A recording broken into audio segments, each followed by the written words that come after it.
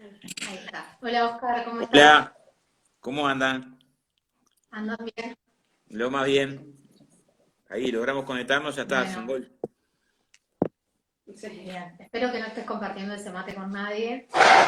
No, no. Bueno, la idea, como te dijimos cuando te invitamos, es poder conversar un poco sobre la situación que estamos viviendo en nuestro país, que tiene varias aristas y entre ellas está, bueno, el tema de la ley de urgente consideración que el Poder Ejecutivo envió hoy al Parlamento. Y nos gustaría saber qué opinión te merece la ley en sí, en general, más allá de la coyuntura actual, pero también qué sensación te da que la estén mandando en medio de la crisis, la emergencia sanitaria. Bueno, a ver, nosotros durante toda la campaña electoral intentamos apoyarnos en un concepto que era que se confrontaban dos proyectos de país y que era muy claro en distintos planos cuáles eran las orientaciones de esos dos proyectos de país. Entonces, si me preguntás, ¿era raro esperar que si ganaba una coalición de derechas en Uruguay se volviera a colocar arriba de la mesa en términos de seguridad planteos del tipo de los que fueron derrotados cuando el no a la baja o el no a la reforma? No, no era raro porque hay sectores que históricamente han sostenido de que se resuelven los problemas de la violencia en la sociedad con una escalada represiva. Tampoco me extrañaba en medio de la llegada al gobierno de una coalición de derechas de que se volviera a intentar una viejo objetivo de los sectores conservadores, que es la privatización de las empresas públicas o ir al desmontaje de las empresas públicas o hacer retroceder las empresas públicas. O sea, de hecho, es lo que podés esperar. Si llega una coalición de derechas al gobierno, cada vez que llegaron coaliciones de derechas al gobierno, sus contenidos fueron en la dirección de aumentar la privatización de las empresas públicas, tampoco de la desnaturalización de colonización. Seguro va a los contenidos del proyecto de urgente consideración, ni hablar en lo laboral. O sea, uno puede decir, el abordaje de la perspectiva de las relaciones en el trabajo desde el ángulo del recorte de los derechos sociales y laborales, de dar mensajes de la limitación de los derechos sociales y laborales, o capaz que uno puede extrañarse más con dentro de los contenidos de la ley, con los aspectos que tienen que ver con el favorecer limitar los controles sobre el lavado de activos, eso tiene que ver con las medidas de la inclusión, pero no extraña la orientación del proyecto, porque en definitiva quien ganó las elecciones, más allá de cómo gobierna, lo que tenemos que ser capaces de esclarecer es para quiénes gobierna. O sea, la coalición que llegó al gobierno, ¿para qué sectores gobierna? ¿Qué sectores son los que principalmente favorece?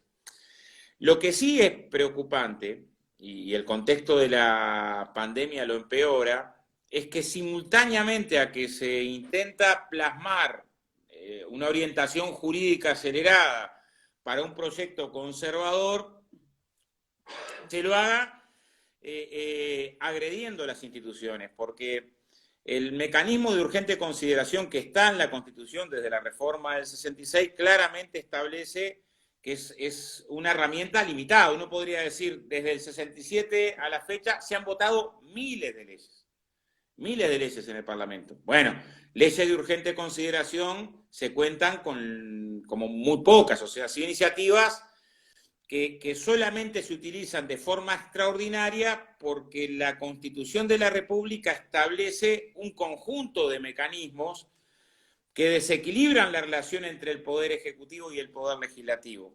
Para poner un ejemplo, esta es una ley que si el Poder Legislativo no se pronuncia en los tiempos en los que está establecido, queda aprobada sin votos del Poder Legislativo, lo que sería un antecedente nefasto. O sea, hay que separar dos campos. Uno, los contenidos de la ley de urgente consideración en el sentido de contenidos regresivos esperables. O sea, que en educación se reste presencia a la educación pública y se favorezca presencia para la educación privada, es el ADN en la educación de quienes ganaron. O sea, no hay duda que la orientación es una orientación conservadora. Lo que tenemos es que aparte de esa orientación conservadora, se hace eligiendo un procedimiento que genera un conjunto de problemas. Voy a poner dos horizontes.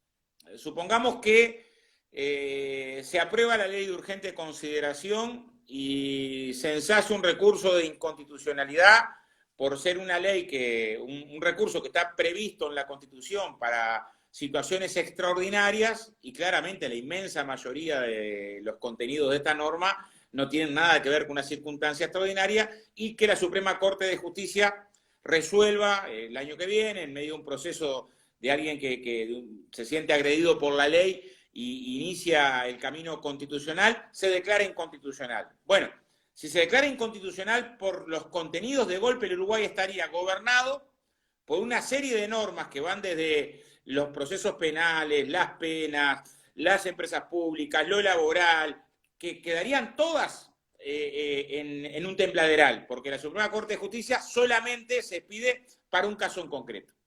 Entonces genera ese riesgo. Supongamos que el escenario es al revés, la Suprema Corte de Justicia, cosa que yo dudo porque en realidad los reparos constitucionales son muy fuertes, establece que este mecanismo es constitucional. Bueno, hacia adelante, la relación entre poder ejecutivo y poder legislativo que conocemos varía sustancialmente. O sea, hacia adelante, la relación entre los poderes públicos, porque corremos el riesgo, y un riesgo que empobrece la calidad democrática, de que esto sea lo habitual, de que el mecanismo habitual sea poderes ejecutivos instrumentando la urgente consideración como una forma de saltear al Parlamento. Entonces, tenemos dos temas simultáneos, que tenemos el desafío político y práctico de la izquierda para en este plazo tan breve de estos pocas semanas que tenemos de trabajo para poder echar luz acerca de los contenidos de esta iniciativa, de ubicar por la forma cuánto nos complica por la forma en la que se instala un plan de gobierno vía ley de urgente consideración, y simultáneamente tratar de esclarecer los contenidos. Yo creo que hay tres momentos que van a desnudar el proyecto conservador. Uno es el de la LUC, donde claramente hay más Estado represivo y menos Estado social en la LUC, menos Estado productivo, menos Estado en participación. O sea, lo que hacen con colonización, o lo que se hace con ANCAP, o lo que se hace con Antel, tiene que ver con retiro de participación del Estado.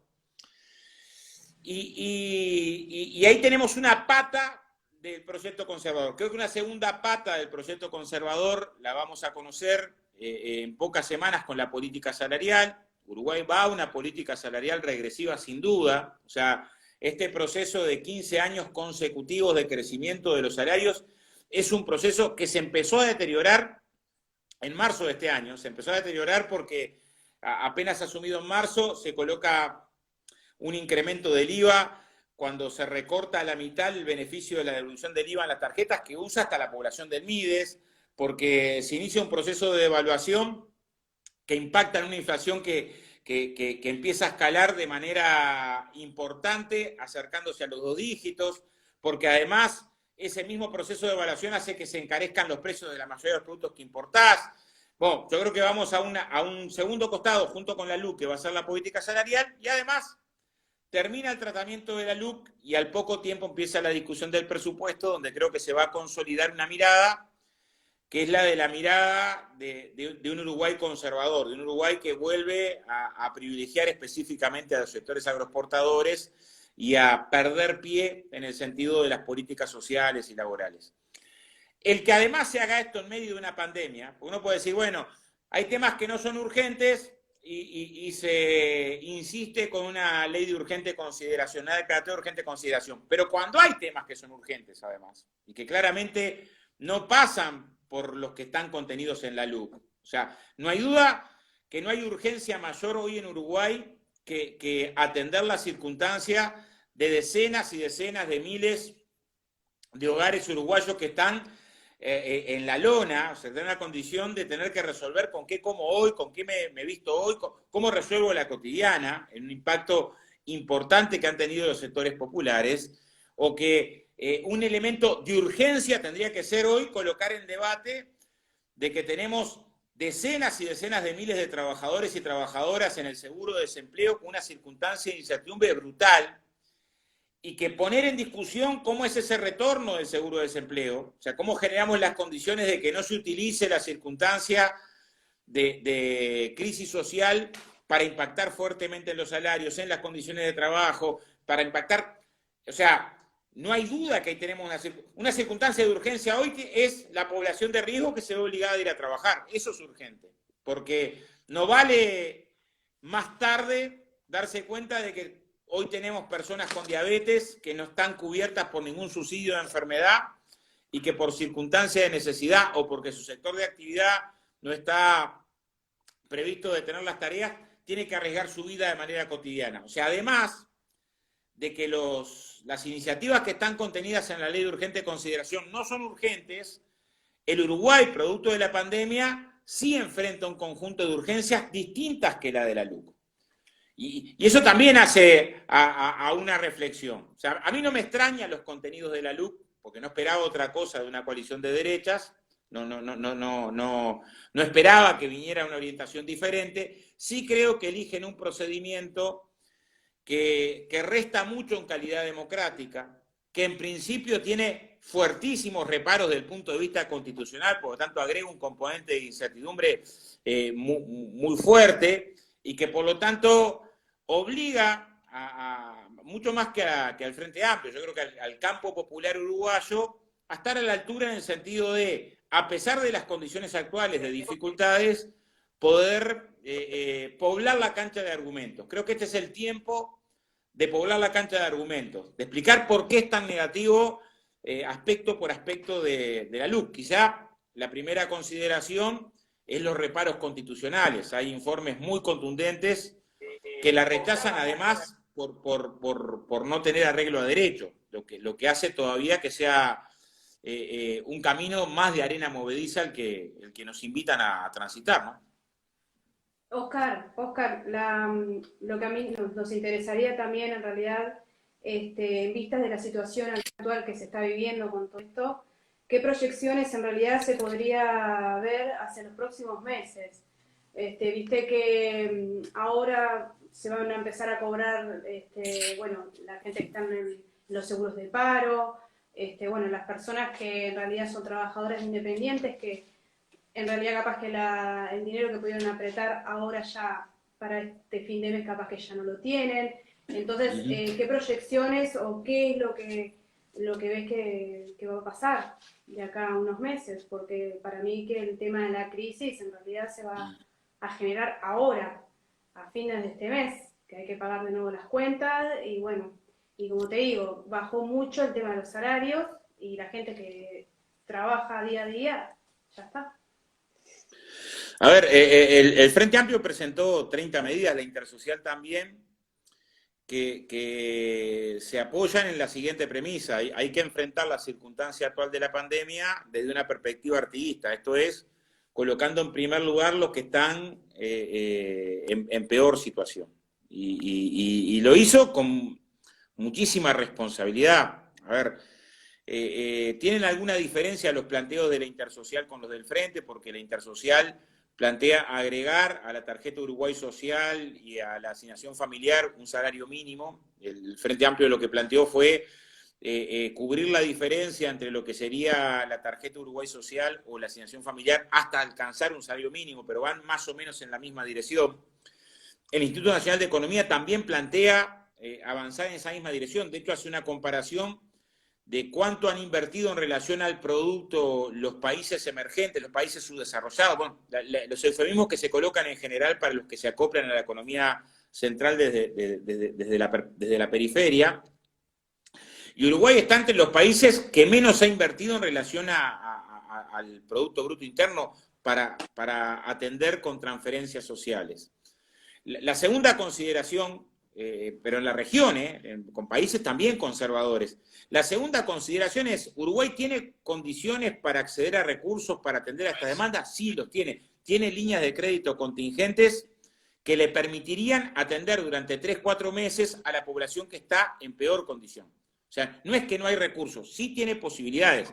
Es más, si uno mira, una de las primeras medidas que anunció el gobierno, y que está bien para apoyar a la pequeña y mediana empresa, es destinar desde el Banco República líneas de crédito de $500 millones para atender a que ese tejido de pequeñas y medianas empresas se pueda sostener en medio de este escenario de dificultad. El costo de la medida más cara, digamos, la del PICDT, la que no deduce la asignación familiar ni la partida de tarjeta Uruguay Social para el salario mínimo de emergencia, es de $110 millones por mes, o sea, 330, es menos de la primera medida que se tomó con respecto a las pequeñas y medianas empresas. Alcanzaría a medio punto del producto. Hay países que en medio de esta circunstancia, y no de países desarrollados que han colocado 20% del producto, sino de la región, han colocado 7-8 puntos del producto. Entonces, lo primero es, tenemos una plataforma para atender la emergencia social, que es una plataforma razonable, justa, porque nadie puede pensar en este país que hay una familia que va a derrochar porque alcance un salario mínimo nacional. En todo caso es al revés. ¿Quién puede vivir en Uruguay, aunque sea un mago, con los 1.200 pesos por mes que se generaron para algunos sectores de la informalidad? No hay ninguna posibilidad. Entonces, lo primero es, desde el punto de vista de la contención social, hay algunas medidas que son principales. Hay otras que son de contención, que están bien. En medio de la pandemia, evitar los desalojos, en medio de la pandemia, evitar los cortes de luz, trabajar fuertemente para que no se utilice la pandemia para ver despidos masivos, reestructura y rebajas salariales. O sea, esos riesgos corren porque cada vez que ha habido circunstancias de crisis, acá y en el mundo, si no se incrementan las políticas sociales y laborales y los derechos, se aprovechan estas circunstancias para recortar, para que la crisis se descargue sobre los sectores populares. La crisis del 2002 quizá es el escenario reciente más claro que tuvimos. O sea, antes de la crisis del 2002, o sea, no es cierto que a todos nos golpeó la crisis del 2002. Por lo menos no es cierto que a todos nos golpeó igual, porque la participación de los salarios en el ingreso nacional bruto disponible hasta el año 2000 era del entorno del 30%, y después de salida de la crisis del 2002-2003 pasó a ser un 17%. O sea, cayó el Producto Bruto Interno, pero la caída relativa de la masa de los salarios fue mucho más pronunciada que lo que cayó el conjunto de la economía. Entonces, lo que tenemos que tener en cuenta es que si no se incrementan un conjunto de medidas, algunas para atender la urgencia, otras para pensar en mediano y largo plazo, que va más allá de la urgencia o de los meses que dure la pandemia, el riesgo que corremos es que las brechas de desigualdad, las circunstancias de pobreza, de indigencia, nos termine golpeando de manera muy dura.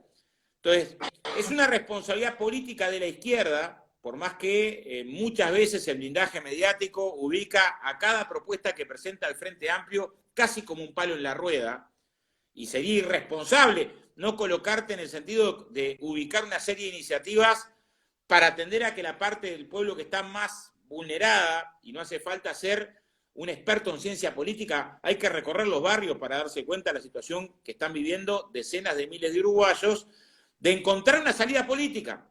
Porque además, si hay emergencia social, y esta no se canaliza en términos de propuesta, de programa, se canaliza en términos de desesperación. Por lo tanto, más que nunca hoy el papel del Frente Amplio, de los sindicatos, de la universidad, de las cooperativas, del movimiento social, de las distintas organizaciones del campo popular, tiene que estar en la cancha.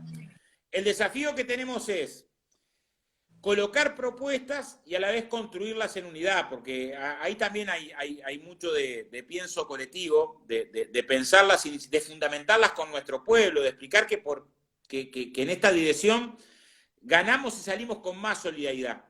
A ver, ¿qué es lo que muestran las crisis también? Yo creo que las crisis muestran las dos vertientes extremas de la conducta humana. O sea, muestran a las personas más solidarias que en su casa arman una olla popular, que salen a militar para que en el barrio ningún gurí esté pasando hambre o mal, así como muestran el que aprovechó la volada de la crisis para aumentar el alcohol en gel de 300 pesos a 800 y lucrar en medio de una circunstancia de estas características. O sea, como que colocan esos dos costados.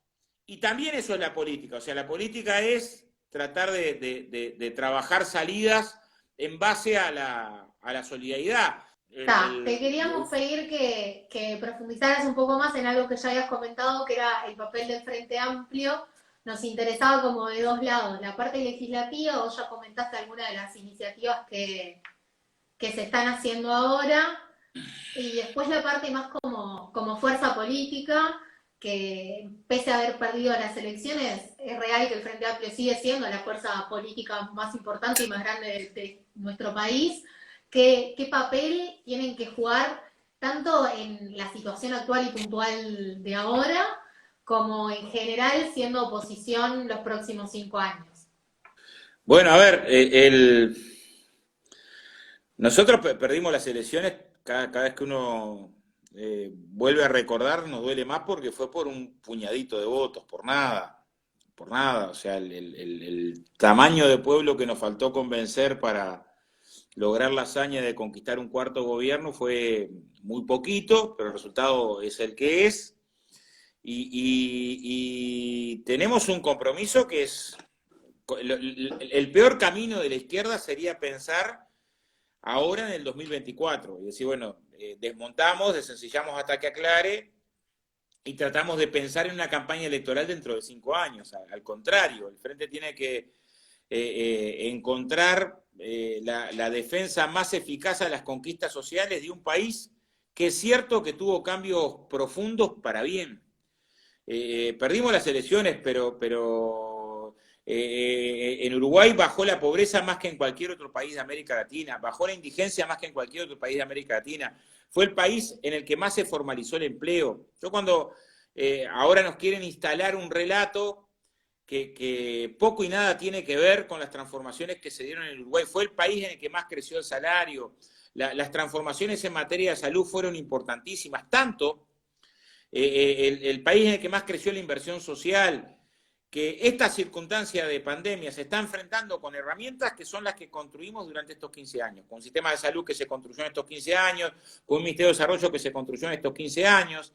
Esta semana cuando votamos en el Parlamento una partida del INEFOP, o sea que de aportes de trabajadores y empresarios para los monotributistas del MIDES, alguna gente se enteró ahora que hay 11.000, en torno a 11.000 monotributistas del MIDES que trabajan desde el MIDES como parte de la población del MIDES que trabaja en Trabajo por Uruguay, como las cooperativas sociales. O sea, hay parte de esa historia que durante un tiempo largo no logramos incorporar al relato de los cambios y la importancia que tuvo el gobierno del Frente Amplio y los gobiernos del Frente Amplio para ser soportes de la lucha contra la desigualdad, que ahora hay que resignificar.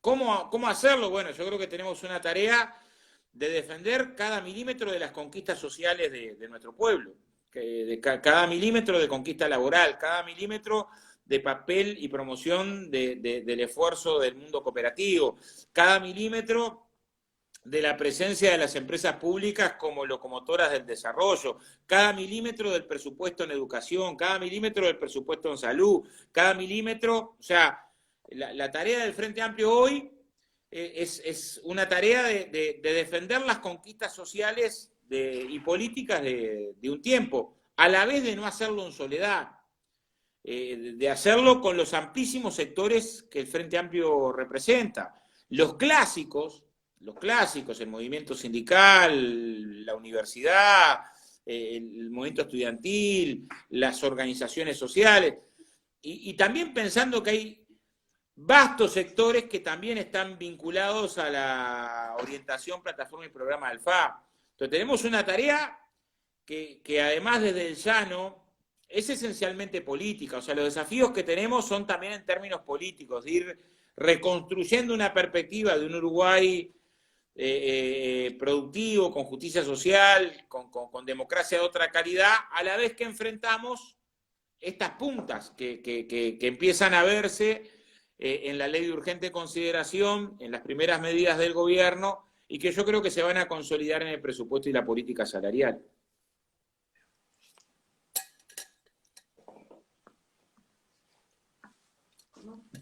Está. Una de las preguntas que nos mandan ahora por acá es con referente a cómo y cuándo se podría estar dando por el tema de las firmas para poder hacer la derogación de la ley. Entonces, a ver, yo creo que nosotros tenemos distintos tiempos. El primer partido que tenemos que jugar es este lunes-martes, tratando de ensanchar el debate acerca de los serios reparos constitucionales que tiene la iniciativa. Y tratar de hacerlo en el sentido de que los argumentos logren modificar el curso de la ley de urgente consideración.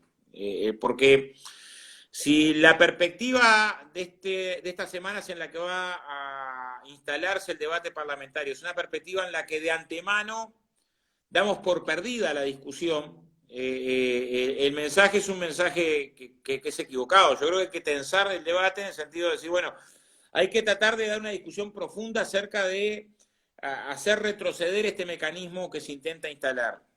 Si no lo logramos, yo creo que hay que tratar de hacer de que la mayoría de los temas que están en la LUC salgan de la LUC.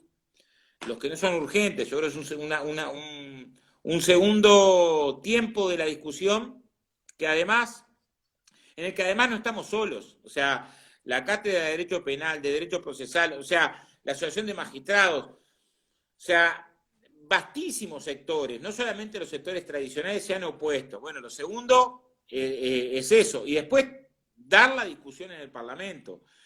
La iniciativa de referéndum, que yo creo que es altamente probable si no logramos modificar los contenidos de la LUC, tiene que ser una resolución no solo del Frente Amplio, sino de todos los sectores afectados por la ley. Y por lo tanto, en todo caso hay que tejer, si ese es el escenario que se da, repito, un escenario que es probable, el acuerdo acerca del compromiso. Hay una historia hacia atrás de que el Uruguay ha sido ejemplo, lo fue en el año 92 cuando logró, en medio de que se privatizaba todo en América Latina, defender las empresas públicas.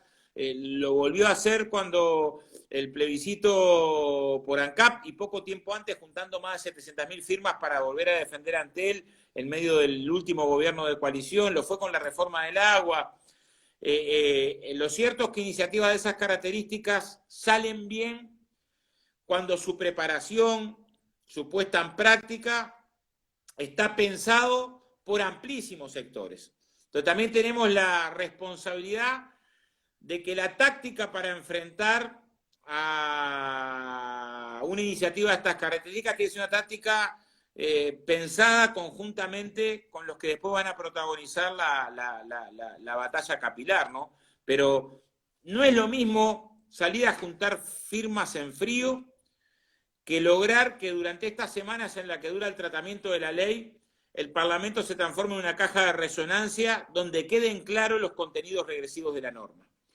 Por lo tanto, no podemos descuidar un minuto esa primera batalla a dar. Es decir, bueno, tiene que quedar claro que una norma de estas características, donde extiende el hogar en una estancia al conjunto de la estancia, puede generar el riesgo de que una familia cualquiera que en la noche se le rompió el auto y entró a la estancia a golpear para pedir ayuda, como hay presunción de legítima defensa del estanciero, le dio un balazo y resulta que la subjetividad con la que se paró, o sea, de darnos cuenta qué es lo que está en riesgo con cada capítulo de la ley. La multiplicación de penas a los menores privados de libertad, según los informes del SUINAU, tiene la perspectiva, los equipos técnicos del INAU, de que va a duplicar la población carcelaria juvenil, la población privada de libertad de los jóvenes. En el mismo momento, el Poder Ejecutivo establece que hay que recortar el presupuesto en un 15% para la infraestructura. ¿Cómo es posible que coloques medidas desde el punto de vista punitivo que multiplican la población carcelaria, ves que recortás el presupuesto. No nos damos cuenta que lo que estamos comprando ahí es hacinamiento, violación de derechos humanos. Bueno, todo eso junto es lo que tenemos que tratar de discutir en un tiempo muy breve. Es evidente que los tiempos de la ley de urgente consideración te acortan los tiempos del debate. Pero bueno, tenemos que tratar de ingeniarnos para que aún en estos tiempos del debate queden claros los contenidos regresivos de la norma, ¿no? Bien, y otra cosa que nos preguntaban sobre las firmas es, porque está con esto, viste, que sos comunista y a mí dice que a los comunistas les gusta mucho juntar firmas, capaz que también podías decirle a la gente si la juntada de firmas va por artículo o incluye al paquete entero de la ley que finalmente se apruebe. Es que es parte de una discusión que hay que hacer con todos. O sea, sobre los contenidos de la LUC, que es muy vasto. A ver, voy a poner un ejemplo, igual con la constitucionalidad. Puede declararse toda la LUC inconstitucional por infringir el no contar con el anclaje jurídico que la Constitución prevé para un instrumento de estas características. Y si salva ese examen de constitucionalidad, hay aspectos puntuales de la LUC que pueden ser declarados inconstitucionales.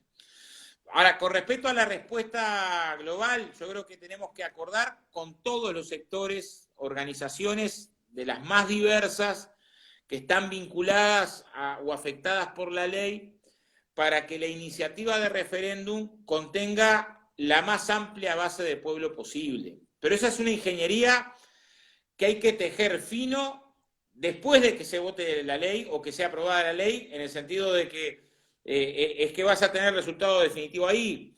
Hoy, cuando todavía es un proyecto, no podés tener la decisión sobre el conjunto de los temas que irían en caso de ser aprobados, porque capaz que no son aprobados. El debate parlamentario hace que algunos se modifiquen. Por lo tanto, los tiempos son los tiempos de ahora, de enfrentar el carácter más regresivo de la ley desde el punto de vista de lograr que los argumentos circulen lo más amplio posible, a pesar de las restricciones que tenés de haber elegido este camino en medio de una pandemia. Pero hay cosas que son de sentido común. A ver, en medio de una pandemia, imponer, cuando no sabes todavía el impacto económico que va a generar, cuando cada día se van cambiando los números de cuánto más puede ser que genere un agujero del punto de vista económico, imponerte una regla fiscal es un absurdo. O sea, imponerte que no vas a tener que invertir más de tanto cuando no sabes en qué condiciones te va a quedar la economía, es ilógico. Y esto no hace falta ser un militante de izquierda para entenderlo. Vecino lo puede entender, vecina, cualquiera. O sea, nos parece que este es el tiempo para explicar por qué podemos poner en un corral de 11 varas con una iniciativa de estas características. Repito, que tiene fuertes reparos constitucionales y aborda áreas enteras. La Asociación de Magistrados dice que colapsaría el sistema de justicia. Pero imaginemos, si es declarada inconstitucional, que es solo para un caso, una norma que abarca 60 áreas distintas de actividad, los impactos que generaría sobre la previsibilidad del Uruguay ya serían muy duros. Entonces, sobre todo esto tenemos que alertar ahora. Y bueno, cuanto más movilicemos, más se generan las condiciones para que todas las herramientas, también las de un posible plebiscito. A mí me extraña mucho lo de Gandini en el sentido de que salieron a juntar firmas por la reforma paramilitarizar, salieron a juntar firmas contra la ley de inclusión financiera, salieron a juntar firmas y ahora se escandalizan, pues son los mismos, no otros, ¿no? Y en muchos casos con iniciativas que tenían como objetivo poder acumular política y electoralmente para un candidato, porque todo el mundo sabe que la juntada de firmas que se hizo sobre la reforma con intento represivo solamente tenía como objetivo tratar de volver a posicionar a Larrañaga, que venía, bueno, acalambrado de perder elecciones internas del Partido Nacional. Entonces, que dirigentes de ese sector ahora se escandalicen parece insólito, cuando en este caso claramente hay temas de envergadura, privatización de empresas públicas, reglamentación del derecho de huelga, de muchísima sensibilidad. A ver, el Uruguay fue consultado acerca de si quería incrementar las penas a los menores en el año, con la baja de la imputabilidad en el 2014. Y se pronunció en contra. Entonces, que después vía ley de urgente consideración, o sea, con una iniciativa que puede hasta no ser votada por el Parlamento y quedar aprobada, se dupliquen la pena a los menores. ¿Y qué piensan? ¿Que la gente es boba, que no va a reaccionar, que no va a sentir que está siendo vulnerado su derecho de cuando fue a decidir democráticamente acerca de estos temas? No hace tanto. Oscar, perdona, ¿y más o menos cuándo estimás que se pueda comenzar a hacer la junta de firmas? Bueno, yo lo primero que creo que hacer es que quienes tienen que salir a juntar tienen que acordarlo y no puede ser solo el FA. O sea, yo no me imagino una juntada de firmas sin que estén los sindicatos del Uruguay, sin que esté la FEU, sin que esté FUBAN, sin que esté la Intersocial Feminista, sin que esté la Organización Nacional de Jubilados y Pensionistas, sin tratar de convidar a que de esa juntada de firmas el más amplio espectro de organizaciones sociales esté representado. Entonces, también cuáles son los temas que se plebiscitan de la ley, cuáles son los que se eligen plebiscitar, tiene que ver también con esa mirada. Es decir, bueno, si la ley se aprueba con contenido regresivo, si no logramos convencer en el Parlamento acerca de lo equivocado de este camino, se aprueba además con este mecanismo, y por lo tanto el Uruguay da enormes, gigantescos pasos hacia atrás, bueno, para detener ese retroceso, es bueno que de este lado tengamos la mayor cantidad de pueblo organizado posible. Por lo tanto, anticipar el momento en el que se sale la consigna, yo creo que sería un error, por más que sí tiene que haber mucha claridad en que no estamos dispuestos a aceptar estos retrocesos, o en todo caso que sea el pueblo uruguayo el que en última instancia defina si el Uruguay que quiere es el que se empieza a dibujar en la ley de urgente consideración. La conclusión seguro a todas tus respuestas a las preguntas que te hicimos siempre es que de estas situaciones se sale organizando a la mayor cantidad de pueblo posible, atrás de las organizaciones más históricas de nuestro país, como la Central o la FEU, y también las nuevas que han surgido en estos últimos años en torno a las nuevas conquistas sociales y que van surgiendo ahora también en torno a la solidaridad. Bueno, vamos a ir liberándote, ya te quitamos mucho tiempo. Agradecerte por haber participado y bueno, invitarte a vos y a toda la gente al jueves que viene a las 9, que vamos a seguir con este ciclo y que vamos a estar con Fabricio Esperanza, que creo que lo conocés. Sí, claro, un crack. No, primero agradecerles a ustedes, o sea, este es un momento para pensar la política desde abajo, desde cada territorio, desde cada organización cooperativa, sindical, cada comité de base, cada comisión de fomento, y cualquier perspectiva que no se piense de ahí es una perspectiva metodológicamente equivocada. Así que agradecerles mucho esta posibilidad de contacto, agradecer también a todos los que de una forma u otra se engancharon, y bueno, a ver, el Fabri es un crack, desde un lugar que a veces descuidamos, que es de la cultura. Los cambios económicos que no van acompañados de cambios culturales terminan teniendo un riesgo enorme de retroceso o no son cambios del todo. Y muchas veces el papel de la cultura en los momentos más difíciles fue muy importante para que se escuchen voces donde no se podía hablar. Entonces, le debemos mucho a quienes desde el arte logran expresar también luchas contra la desigualdad. Hay muchos que en una copla de los olimareños o Citarrosa encontraban más de conciencia social que en un manifiesto porque les llegaba más.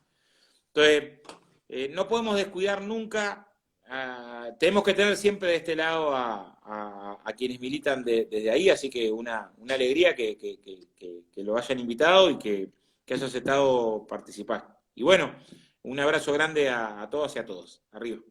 Gracias, Oscar. Gracias, nos vemos. Un abrazo.